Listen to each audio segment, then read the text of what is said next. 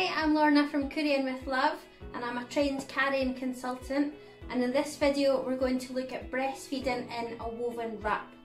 So I'm using the Sakai Sail, which is beautiful, from the Classics collection, and this is a size 7, so this is my base plus 1. I can also do this in my base, and I can do it in my base minus 1. So play about with whatever size you would like to do this. I like to do this in my base and base plus 1, which is this one, a 7, to give me more tails and more fabric to work with. So I'm starting off in a front wrap cross carry. I've not spread my passes, but you can start with your passes spread, whatever way you like to do the front carry. So the first one we're going to look at is with an older child for World Breastfeeding Week. We're going to look at an upright feed in this carry, and then we're going to look at the cradle position. So, okay, nibbling me. So first of all, we're going to loosen. So I've got a double knot at the back, and I'm going to loosen my knots.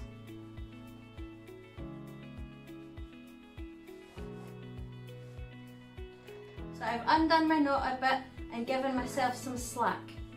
And then all I'm going to do is pull that slack round to the front. So pulling it under baby's bum. Okay. And what you'll feel first of all is baby's bum will drop, but you'll feel a lot of slack go into baby's back.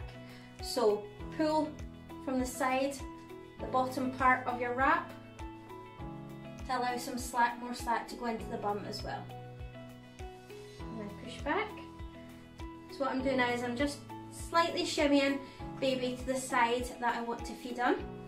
So just give yourself enough slack that you can work with. Okay, so I feel that's maybe enough. Okay, so that's a good height that I've got him at. If I need to, I could put a wee bit more slack underneath. Just take your time and do it gently. What you don't want to do is put loads of slack in and then have it all at once in one place and baby will drop, especially if they're wiggly. So it's better to go a wee bit at a time. So this is a tensile blend, which means it's got a nice wee bit of grip in it. So it's kind of holding in place nice and tight under baby's bum. So I'm just shimmying slightly to the side that I'm going to feed on, and then I'm going to allow him to latch.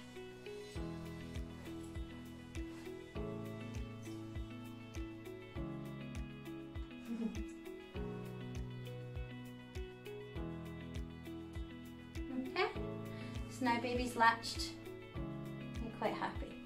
So ensure both hands cup the breast. Okay, he's older, so he just likes to have one hand up if he needs to. Okay, the fabric is up to the back of the neck, it's not too tight, and it's not securing or holding his head in any way. His bum is still nice and deep, those knees nice and high, so he's still in a nice supported, comfy position. Okay, and his back is nice and straight because it's an upright feed, so we don't want him too slanty. If he slides over himself, you can help by pushing the bum over to get baby more upright. So he's quite happy there, having a wee feed. Is that good? Okay, and then just support baby. So with an older baby who has full head control, when they're in the upright position, you don't need to support their heads because they will as well. They'll maybe sometimes lean against you and nice and curry in so they can have a wee nap as well, a wee sleep when they're feeding. With younger babies, you would do the upright position from about 4 or 5 months. Once they've got a good amount of head control and you feel that you're comfortable to do that. But with smaller babies, always support the back of their head so that they don't flop back as well. Also so that you can, if they do get sleepy, they will flop back because that's natural for them to do. So smaller babies always offer head support. With older babies you can as well, as long as you're not restricting them too much and you're allowing them enough movement to latch on and off and move their head as they wish. Okay, so we're just going to let him have a few feet and then we'll reposition him.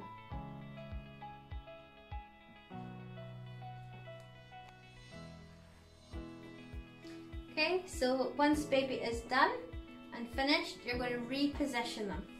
So I'm just going to pop your arms back in here. So I'm just bringing them back up, and I'm going to pull the slack from behind and push it down, and then guide it all the way back through to that knot. Okay, so I'm just feeling for that tension. I want to try and get it back the way it was. So if you need to, you can do hem to hem all the way around. Just taking my time, guiding it all through, and then now all that slack is back at my knot. I'm going to undo the first one,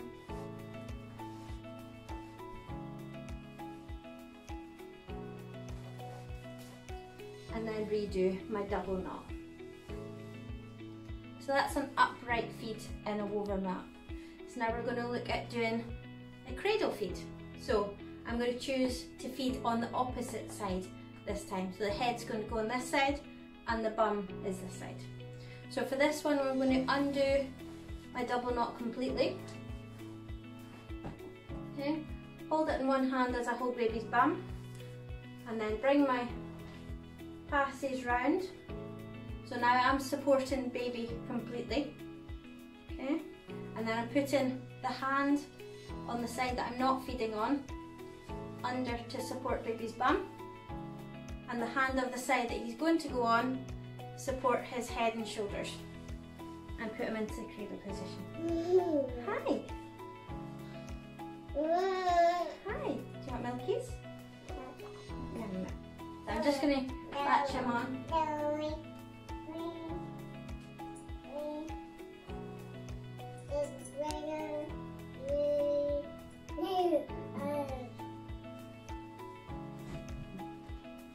This boy is impatient. As soon as he's in position, he wants a feed, which is fine. So now he's in position. I've got my two passes loose, they're not tied at all. So I want to tie them to give me a wee bit more support. So under the bum here, I'm making sure the fabric is cupped between me and him, and his wee legs are together. So there's a wee bit of slack here, so I'm going to try and support his bum as I pull this one. You see his bum goes up a bit. So I'm bringing this underneath the bum, and I'm still supporting his head. And I'm going to tie a bit of a half knot here. Okay, so I've just half knotted and putting that tail under the bum. So now that's given me some support to hold his weight. So for smaller babies, obviously it's a bit easier because they're not as, the weight's not as much there, they're not as heavy, but a half knot there is still works and still holds him. But you can always put your hand under there for support if needed. Okay, so with, he likes to kick his legs, so I usually have to have an arm there. So with older babies, again, so even if they're younger or older, always support the head in the cradle position, because even with full head support, if they're feeding and they're getting sleepy, then their heads are going to flop back, so you want to give them some support. So you can use just your hand, or you can use the whole crook. I know, you're getting sleepy. Okay. Once baby's finished, you always reposition them again back up into the upright position. So to feed on the other side, it would just be exactly the same as this, but on the opposite side. So you can pick and choose what side you're going to feed on. If you're out all day, you can take your turns and feed as you like. So we're just going to let him finish his feed and then we'll reposition.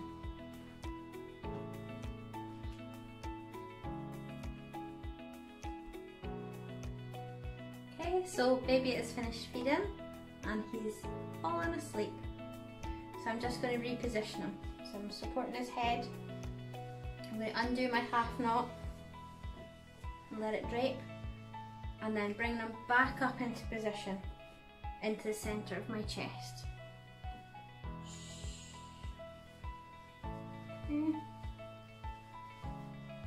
So I'm just putting, ooh, where are you going? So I'm just getting them back into position and getting that wee bum in position. Oh dear. Okay. So all my slack now. So I'm just going to retighten as I normally would with this carry. Okay.